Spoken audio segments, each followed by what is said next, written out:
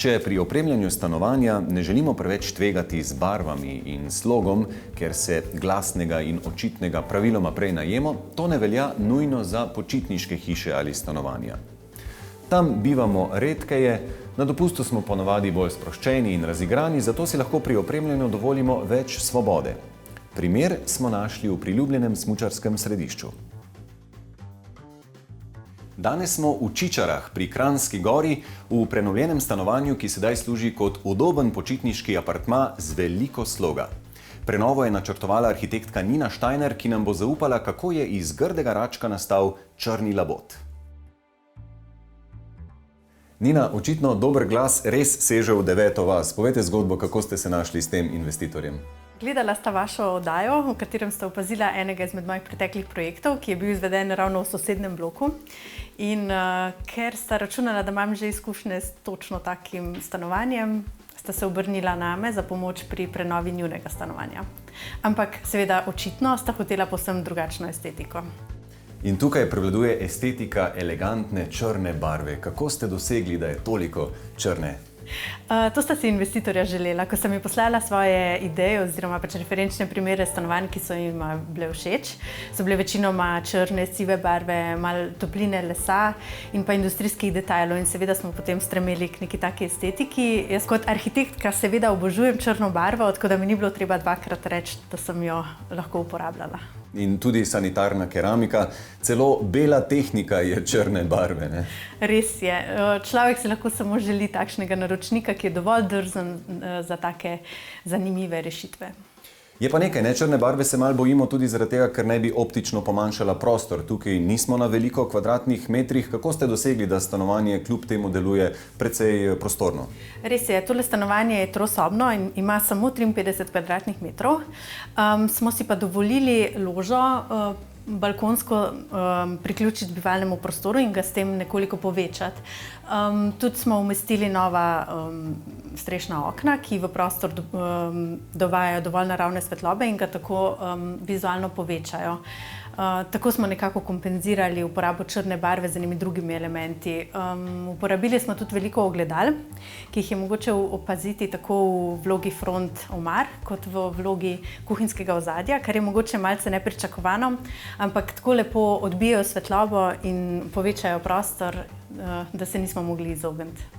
Zelo zanimive so talne obloge. Zakaj gre tukaj? Za kakšen material? Talne obloge so vinilne, v imitaciji betona. S tem smo hoteli nakazati na industrijski slog, ki sta si ga želela nekako upeljati v ta prostor tudi naročnika. Vinilne obloge pa zato, ker se gospod profesionalno ukvarja s tem materialom in torej smo ga želeli kar veliko uporabiti. Jaz sem bila pa tudi zelo vesela, da sem si lahko dovolila ga uporabiti na mogoče malo nepričakovane načine. Tudi stenski paneli, ki so osrednji dekorativni element v prostoru, so oblečeni z vinilnimi talnimi oblogami. Tako predstavljajo nekakšno sodobno interpretacijo starih lesenih opažev, ki so bili nekdaj zelo priljubljen element pri opremljanju slovenskih domov. Čeprav je uporabljeni material vinil, ima zaradi lepe lesene teksture skorajda enak učinek, kot bi uporabili pravi les.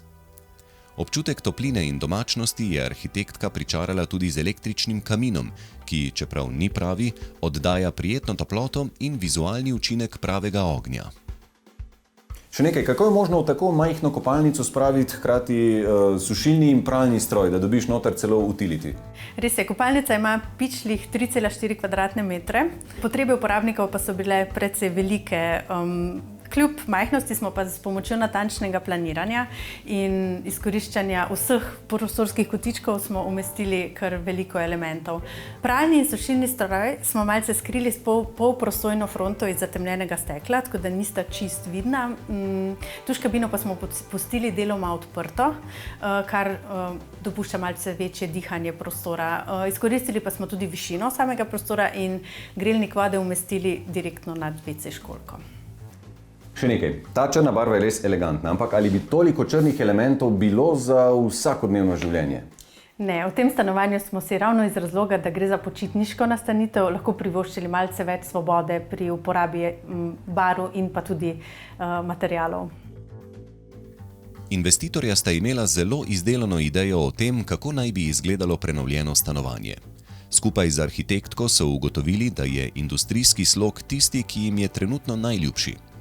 Ker gre za manjše trisobno stanovanje, je bilo potrebno opremo skrbno načrtovati, da so dani prostor maksimalno izkoristili. Prav zato je bilo veliko pohištva narejenega po meri. Od velikih vgradnih omar do mizic in kuhinjske kredence do postelje, ki ima zelo zanimivo vzglavje. Slednje je narejeno iz talne vinilne obloge, ki se nadaljuje v strop. S stropa se spusti televizor, tako da je spalnica priljubljen in zelo udoben prostor za gledanje televizije. Po meri so narejena tudi vrata, ki imajo skrite podboje, segajo pa vse do stropa, kar je še en element, ki na videz poveča prostor. Kuhinja, kupljena pri švedskem pohištvenem gigantu, je zaradi močno poudarjenega debelega pulta pridobila na unikatnosti. Vse po meri izdelane pohištvene elemente je arhitektka kombinirala z manjšimi kupljenimi kosi pohištva in dekorativnimi dodatki industrijskega sloga. Delno zaradi omejitev v proračunu, delno pa tudi zato, da bi nekoč, če se lastniki naveličajo industrijskega sloga, bila možna hitra stilska preobrazba interjerja.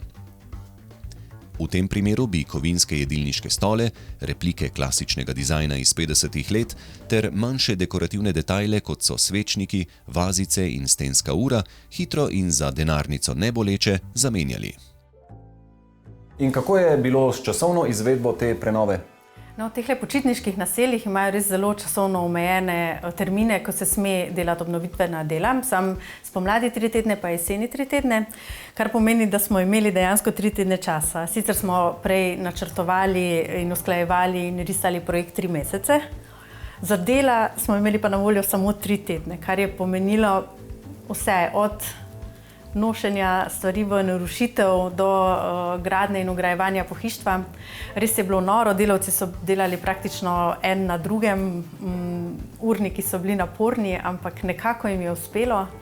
Pa še nisva čisto v pritličju, ne?